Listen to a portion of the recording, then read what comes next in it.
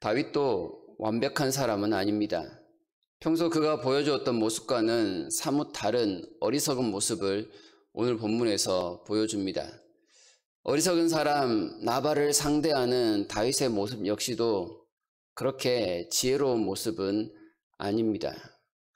형제의 궁핍한 상황을 모진 말로 내치는 나발이나 그렇게 자신을 내치는 나발을 향해서 칼을 들고 분노를 품는 다윗이나 함께 어리석어 보이기는 마찬가지입니다.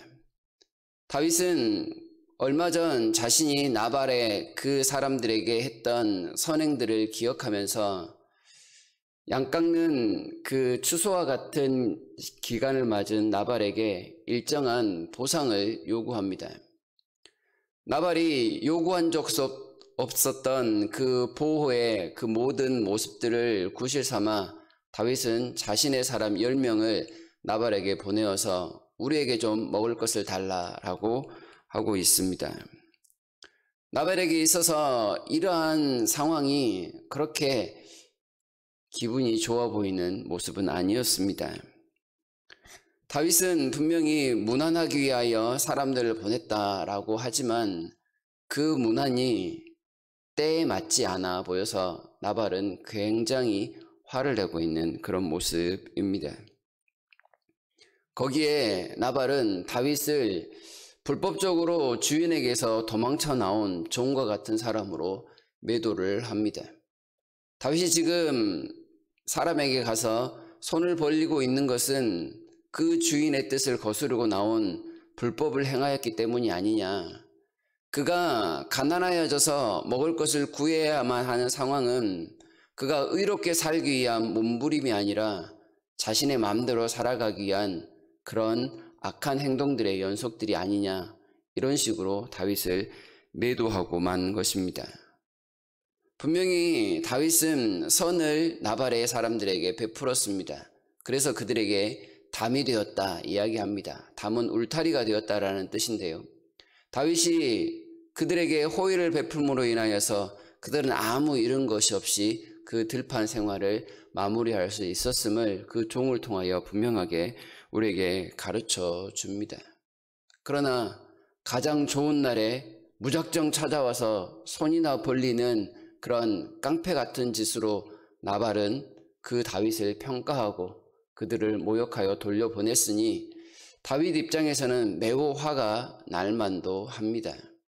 그런데 이러한 상황들은 어찌 보면 일어날 수 있을 법한 일입니다. 나발과 다윗 사이에 소통이 전혀 되지 않아서 일어난 일종의 불통의 문제이지요. 그런데 이 과정에서 다윗이 그동안 보이지 않았던 분노를 가득 나타냅니다. 그리고 골리앗과의 싸움에서도 붙잡지 않았던 칼을 붙들고서 그 칼을 휘두르며 나발의 집 모든 사람들을 다 전멸시키겠다라고 하며 지금 쫓아오고 있는 상황입니다.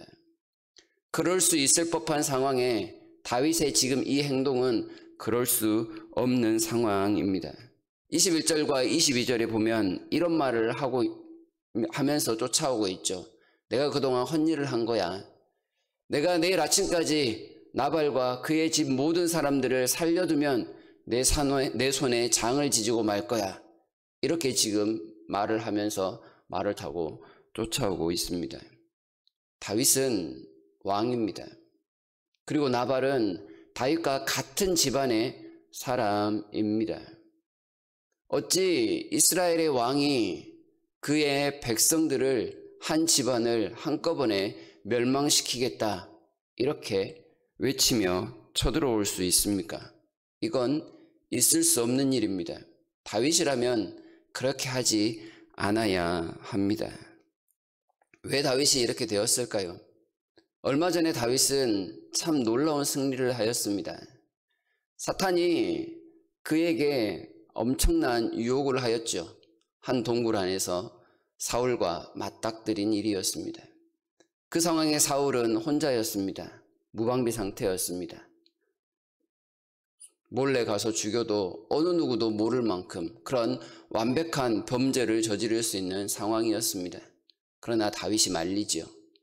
자신의 사람들을 설득시켜 가면서 사울을 죽여서는 안 된다 합니다. 그리고 옷자락만 잠시 베었습니다. 그 일만 가지고서도 다윗은 굉장히 양심에 찔려하며 괴로워했습니다. 자신을 죽이려 했던 사울에게는 한없이 관대한 듯 보였던 이 다윗이 지금 나발의 사람들에게는 매우 엄한 모습을 보이고 있습니다. 그렇게 사울을 살려주는 위대한 영적인 승리를 거두었다고도 할 수 있었는데 다윗은 그러한 긴장감을 계속해서 유지해 가지 못한 것입니다.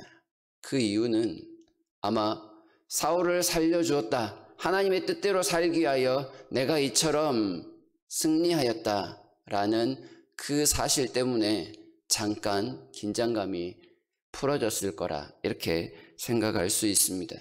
여기에 현실은 녹록하지 않았습니다. 당장에 600명의 식량을 구해야 하는 일이 다윗에게는 펼쳐져 있었습니다. 그래서 나발에게 손을 내밀었지만 자신의 정체성을 부인하고 자신을 모독하는 그 나발의 말로 인하여 다윗이 이성을 잃어버린 것이라 이렇게 판단할 수 있습니다. 시험을 이기고 하나님 앞에서 뭔가 이루었다라고 하는 그 순간이 우리에게는 가장 위험한 순간일 수 있음을 다윗이 지금 보여주고 있습니다. 사탄은 이 틈을 결코 놓치지 않고 파고들고 있는 것이지요.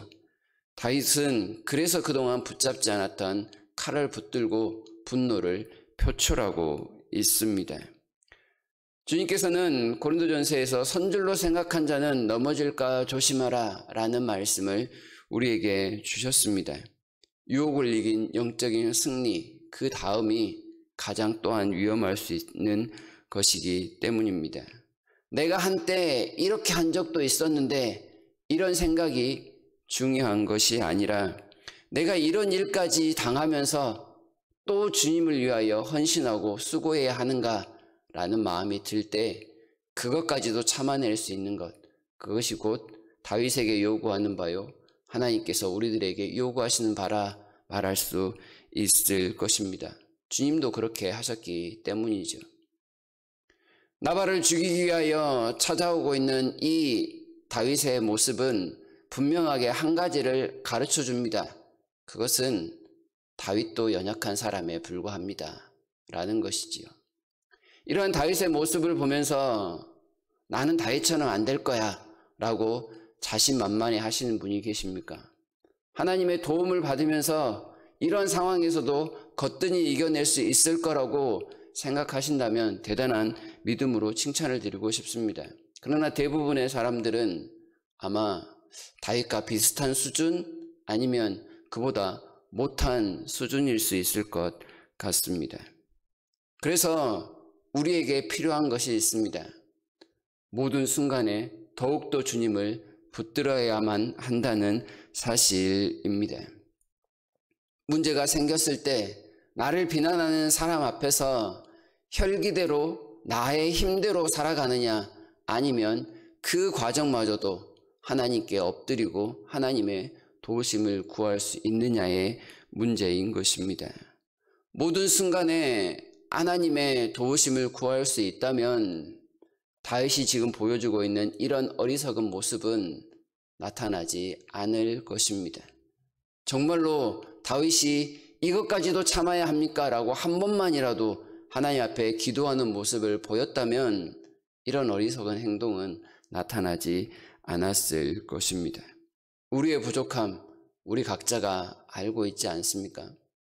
하나님께 기도해야 합니다. 하나님을 계속해서 붙들어야만 하는 것이죠.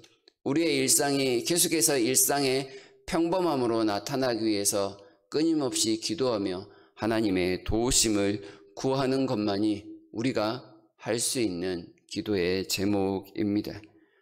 그리하여 이것까지도 참아야 하는 상황에 이르렀을 때 정말 그것까지도 참을 수 있다면 우리는 하나님께서 인정하실 만한 믿음의 수준에 이르렀다. 그때 가서 자부하셔도 되지 않을까 조심스럽게 말씀을 드립니다. 하나님께서 우리의 삶을 철저하게 개입하시고 주관해 가시도록 우리 스스로를 낮추는 일들, 이 아침에도 함께 기도했으면 합니다.